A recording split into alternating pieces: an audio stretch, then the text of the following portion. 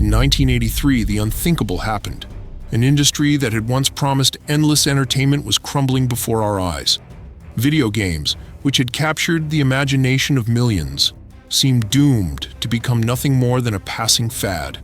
Atari, once the titan of home consoles, had overreached, flooding the market with rushed, poorly made games that eroded consumer trust. E.T. the Extraterrestrial was the final straw, a game so infamous for its lack of quality that it became a symbol of the crash. The industry had lost its way, relying on shallow, repetitive, arcade-style games. High scores were the focus, but what was missing? Depth, story, innovation. Players craved something more. Atari's failure to evolve marked the end of an era, one that many believed would be the final chapter in video game history. But across the Pacific, a different story was unfolding. While the US market lay in ruins, Nintendo was about to revolutionize the world of home gaming. In 1983, the Famicom, the family computer, was launched in Japan. This wasn't just another console. It was a promise of something new, something bold. Nintendo wasn't interested in short-lived arcade thrills. They were focused on creating experiences, memorable, immersive, and, most importantly, fun. With games like Donkey Kong and Excitebike, Nintendo hinted at deeper gameplay, introducing characters that players could invest in. But it was the release of Super Mario Bros. That changed everything. Mario wasn't just a character. He was a hero leading players on an adventure through vibrant worlds filled with hidden secrets. It was this sense of exploration and challenge that set Nintendo apart. And in doing so, they were setting the stage for a revolution. With the Famicom's success in Japan, Nintendo had their sights set on something bigger, the United States. The market was still reeling from the crash, and consumer trust was at an all-time low. Nintendo knew they had to do something different to break through the skepticism. Enter the NES. More than just a gaming console, it was an entire entertainment system. With a clean, modern design and the innovative addition of accessories like ROB, the robot, and the Zapper gun, Nintendo cleverly distanced itself from the stigma of video games and instead positioned the NES as a family-friendly entertainment hub. And the timing couldn't have been better. In 1985, the NES launched in North America, bundled with two instant classics, Super Mario Bros. And Duck Hunt. Both games captured the imagination of players, delivering a level of polish and fun that had been sorely missing from the market. Nintendo wasn't just reviving gaming, they were rebuilding it from the ground up. Super Mario Bros. May have been the NES's flagship title, but it was only the beginning. Nintendo was on a mission to push the boundaries of what video games could be. Titles like The Legend of Zelda and Metroid transformed the landscape of game design forever. The Legend of Zelda offered players something never before seen, a vast, open world where exploration and discovery were key. Players could tackle dungeons in any order, creating a sense of freedom that was groundbreaking for its time. Meanwhile, Metroid introduced non-linear gameplay, with backtracking and progression tied to acquiring new abilities. These two games laid the foundation for genres like RPGs and Metroidvania, inspiring generations of game developers to follow. But the NES's success wasn't just built on Nintendo's first-party titles. Unlike Atari, Nintendo understood the value of collaboration. They didn't just make games, they made partners. By forging strong relationships with third-party developers, Nintendo opened the floodgates to a wealth of unforgettable experiences. Capcom, Konami, Squaresoft. These were the names that helped elevate the NES into legendary status. Games like Mega Man, Castlevania, and Final Fantasy expanded the NES's library, ensuring that there was always something new and exciting to play. Nintendo didn't just provide developers with a platform. They provided the tools and support needed to craft high-quality games, keeping a tight grip on quality control. It was a strategy that worked wonders, allowing the NES to stand out in an increasingly competitive market. In an industry that had nearly collapsed due to an avalanche of low-quality games, Nintendo took a stand. They introduced a strict licensing system that would safeguard their console from the mistakes of the past.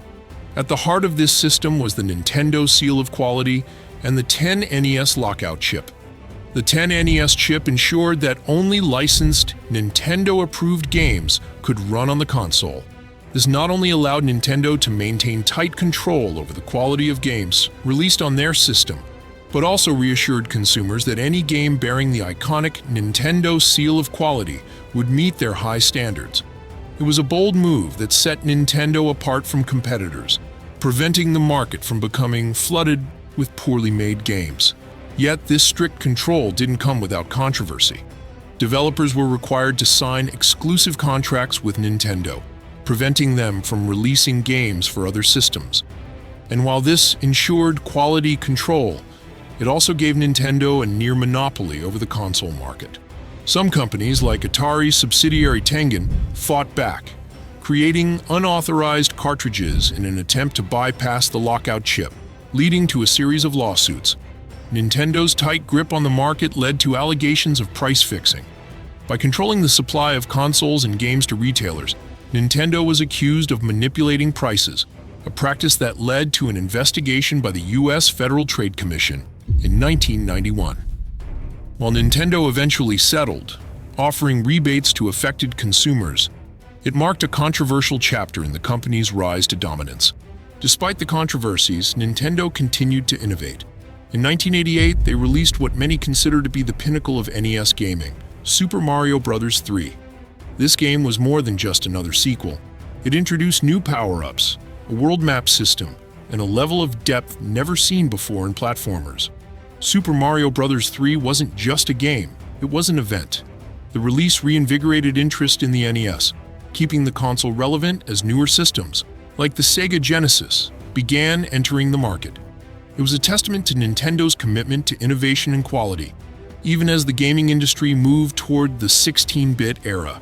The NES didn't just revive a dying industry, it laid the foundation for everything that followed. Franchises like Super Mario, The Legend of Zelda, Final Fantasy, and Castlevania didn't just start on the NES, they defined entire genres, creating blueprints that still inspire game design today. Super Mario evolved from a two-dimensional platformer to the sprawling 3D worlds of today. The Legend of Zelda, with its roots in open-world exploration, culminated in Breath of the Wild, a masterpiece that embraced the sense of freedom that defined the original. Final Fantasy grew into an expansive RPG franchise that continues to captivate millions. But it wasn't just the games that made the NES a success. At a time when skepticism about video games was high, Nintendo did something radical. They made gaming affordable. The NES was priced reasonably, making it accessible to families across the world. It wasn't just a toy for kids, it became a household staple. By offering affordable, high-quality entertainment, Nintendo bridged the gap between players and non-players alike, bringing video gaming into the mainstream. One of the most iconic innovations of the NES wasn't in its games, it was in your hands. The NES controller, with its revolutionary D-pad and two-button layout, changed the way we interacted with video games. Gone were the clunky joysticks of the past, replaced by a sleek, simple design that offered precision, comfort, and ease of use. The controller's design wasn't just a matter of convenience, it was a breakthrough in functionality.